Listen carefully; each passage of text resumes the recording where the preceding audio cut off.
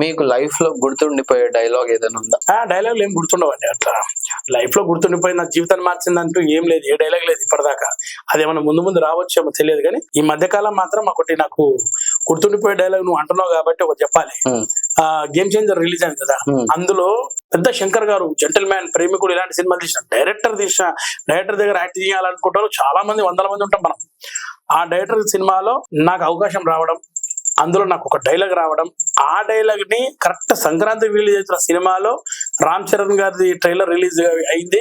First Ram Charan గారి మాటలు, ఆ తర్వాతనే వెంటనే నా డైలాగ్. అంటే ఇంతకన్నా గ్రేట్ ఆపర్చునిటీ ఇంకేది లేదు. ఇది మర్చిపోయింది నువ్వు అన్నట్టు, నా లైఫ్ లో మర్చిపోయింది గేమ్ చేంజర్, దాని ట్రైలర్, అందులో డైలాగు. సినిమా రిలీజ్ అయినాక కూడా చాలా మంది అన్నారు మంచి సినిమా, చాలా బెస్ట్ మూవీ అది. కానీ కొన్ని అనివార్య కారణాల వల్ల చాలా మంది దాన్ని ట్రోల్ చేసి ఇది చేశారు.